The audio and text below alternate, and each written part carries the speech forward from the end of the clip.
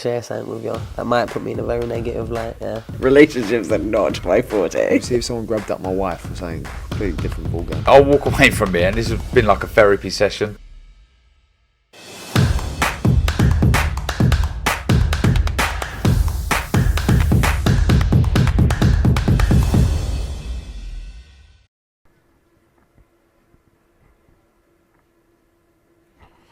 This is Joe Pugh for IFL TV, proudly sponsored by Everlast. Delighted to be joined here at the O2 ahead of the venue for your next fight. John Ryder, how are you, mate? I'm good, mate. How are you? Very well, thank you. I know you spoke to Oscar a few days ago, but we're here for the press conference today. Yourself versus Zack Ryder. I'm sure you'd agree it's a massive fight. Yeah, looking forward to it. It's a good fight, a good domestic clash, and the winner goes on to bigger and better things. 100%. And kind of earlier on in the year, you had that massive win against Danny Jacobs. It's a domestic fight, but it's one of those domestic fights that is at world level. So how up for you at this fight for you? Oh, I'm buzzing. Do you know what I mean? It's been a slow burner since the Jacobs win. I suppose I was expecting to get bigger opportunities before now, but it's come about, and it's a great fight. Definitely, and you were talking the other day kind of about the Belanga, the Munguia, the Parker. Overall, are you happy with the opponent in Zach Parker?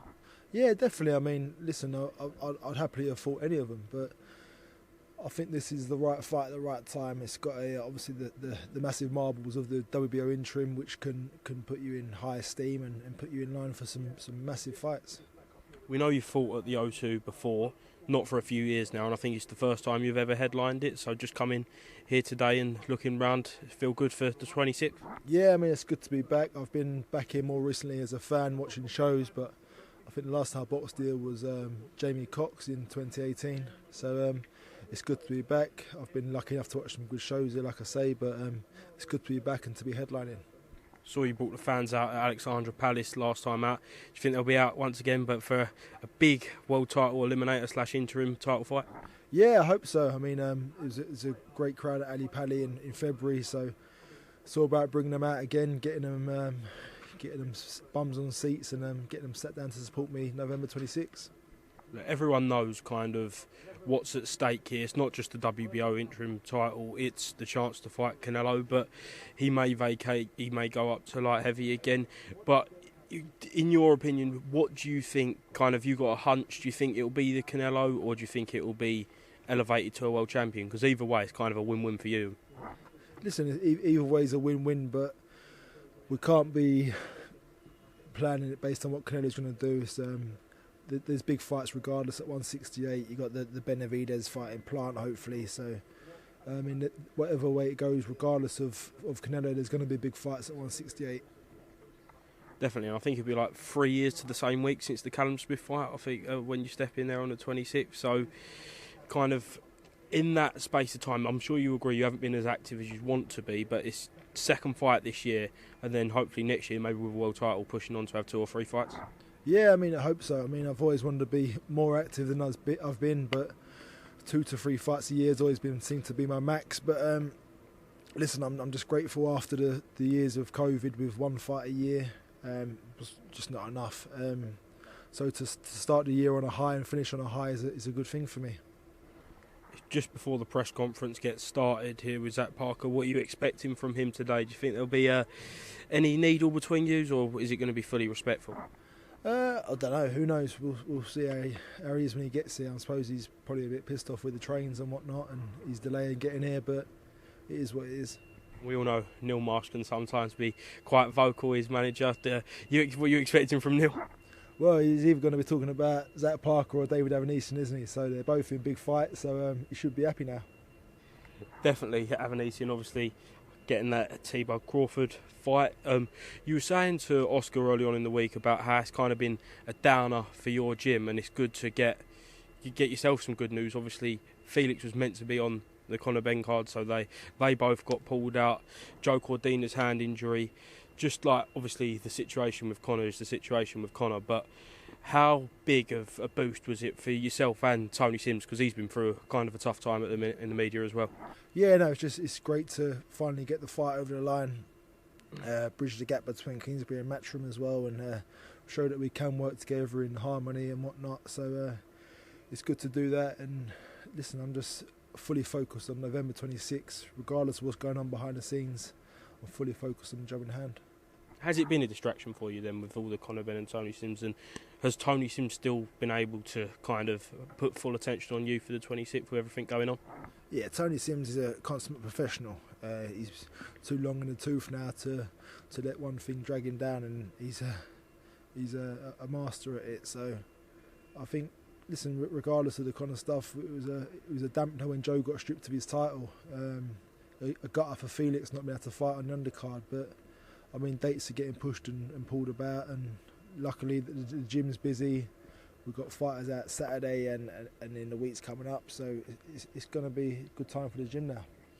Just last one on this. Eddie Earn said today that Conor Benn will address the media. Have you spoke to him? Do you know what this is going to be about, or are you none the wiser?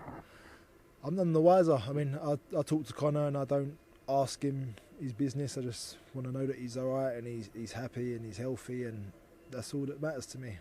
Obviously, he has got a lot of stick recently, obviously, rightly so, until it's resolved the whole situation. But is he okay mentally? It's obviously been a hard time for him, but I think he's got good people around him, and he's in a good place. Definitely going back to the fight at hand, I think last year Felix Cash come over to Frank Warren show and done the business on Denzel Bentley. That's your plan, to come over to Frank, kind of take the belt, then go back to Eddie?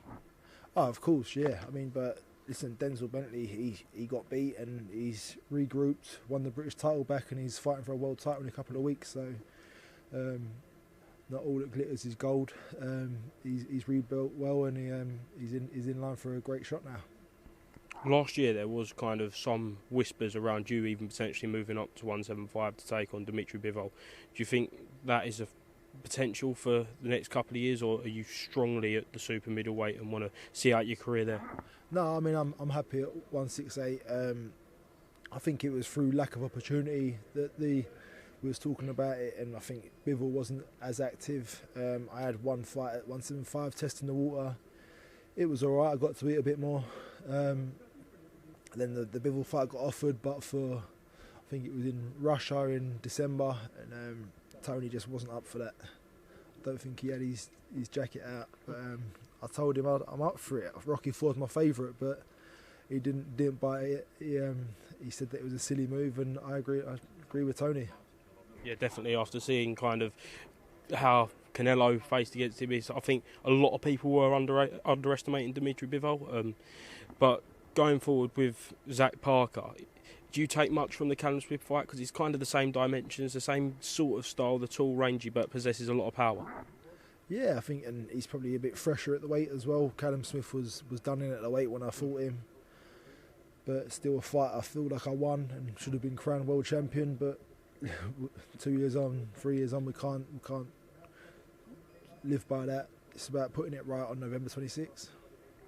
Definitely. Last one then. What can we expect from you when you'll be stepping in the ring, just kind of over that balcony in 5 weeks' time? What's going to happen? Just expect to see me get my hand raised and the new WBO interim champion from Islington. And then, yeah, onto a good 2023. Excellent. John Ryder, thank you very much for being to IFL TV, and hopefully speak to you again soon in the build-up to the fight. Thank you. Cheers, mate. Lovely.